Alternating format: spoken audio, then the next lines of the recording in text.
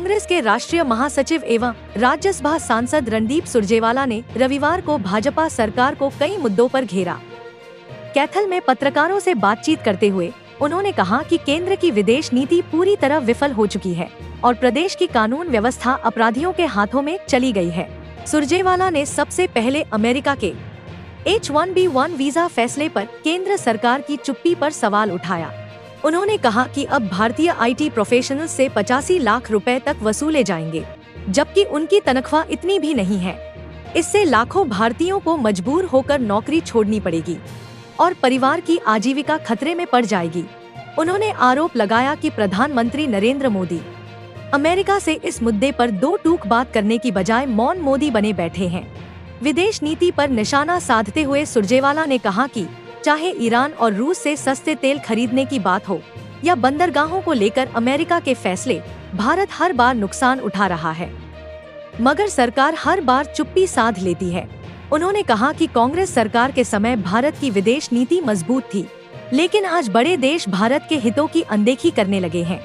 हरियाणा की कानून व्यवस्था पर हमला बोलते हुए उन्होंने कहा कि यह प्रदेश, जो कभी हरित क्रांति और दूध दही के लिए जाना जाता था, आज अपराध नगरी बन गया है।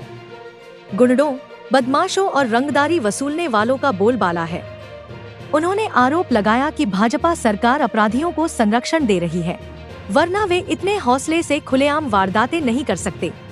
कैथल की घटनाओं का हवाला देते हुए सुरजेवाला ने कहा कि अनाज मंडी में पत्रकार परमानंद गोयल की हत्या और अरोड़ा फर्नीचर वाले जैसे कई व्यापारियों की हत्या इसका उदाहरण है। उन्होंने कहा कि कांग्रेस सरकार के दौरान बदमाशों को हरियाणा से खदेड़ दिया गया था और कई एनकाउंटर में मारे गए थे, लेकिन भाजपा राज में अपराधियों का राज कायम हो गया है। सुरजेवाला ने कहा कि एक तरफ विदेशों में भारतीयों का भविष्य अंधकारमय हो रहा है, तो दूसरी ओर प्रदेश में आम आदमी असुरक्षित है। यह स्थिति भाजपा की नाकामी और कमजोर नेतृत्व का नतीजा है। हरियाणा अब अपराध नगरी बन गया है। हरी का हरियाणा, हरित क्रांति का हरियाणा, दूध और दही का हरियाणा, भारत को खाद्यान्न में स्वावलंबी बनाने वाला हरियाणा अब गुंडों, बदमाशों, रंगदारी मांगने वालों, मवालियों, उनकी भूमि बन गया है। DM और CM तो अब चेहरा हैं, असली शासन अपराधियों का है। और ये तब तक नहीं हो सकता जब तक भाजपा सरकार का उनको संरक्षण प्राप्त ना हो। याद करिए, जब बीजेपी और लोक दल का शासन था हरियाणा में 2005 से पहले, तो औरतें शाम को 5 बजे के बाद या कोई व्यवसायी दुकानदार घर से बाहर नहीं निकलता था, क्योंकि कौन थैला ले जाएगा, किस किस को फिरौती आएगी। याद करिए, यहाँ तो एक पत्रकार की कैथल में अनाज मंडी के अंदर हत्या हुई थी, परमानंद गोयल जी की। यहाँ कई और हत्याएं हुई थी, समेत अरोड़ा जी के, जो फर्नीचर वाले हैं हमारे। कांग्रेस की सरकार आई, सारे बदमाश हमने यहाँ से खदेड़े, बहुत एनकाउंटर में मारे गए। आज फिर वो वापस क्यों आ गए? क्योंकि हरियाणा के वासियों, जरा सोचिए, हरियाणा के मेरे भाई बहनों, मैं इन पत्रकार साथियों के माध्यम से कह रहा हूं, जरा सोचिए।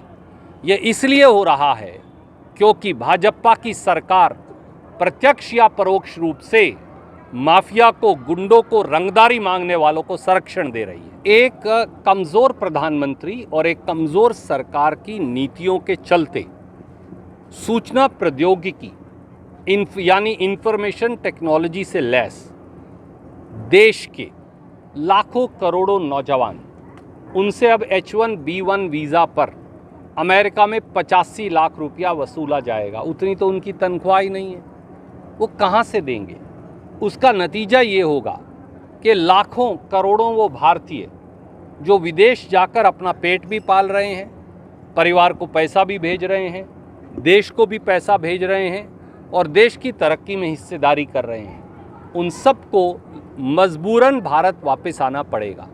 इससे बड़ी विफलता क्या हो सकती है? आए दिन अमेरिका जिस प्रकार भारत विरोधी फैसला कर रहा है, वो चबार पोर्ट को लेकर हो, वो रूस से कच्चा तेल सस्ते रेट पे खरीदने की बात हो, वो ईरान से कच्चा तेल सस्ते रेट पे खरीदने की बात हो, और अब H-1B1 वीज़ा हो, प्रधानमंत्री केवल मुंह पर पट्टी बांधे हैं।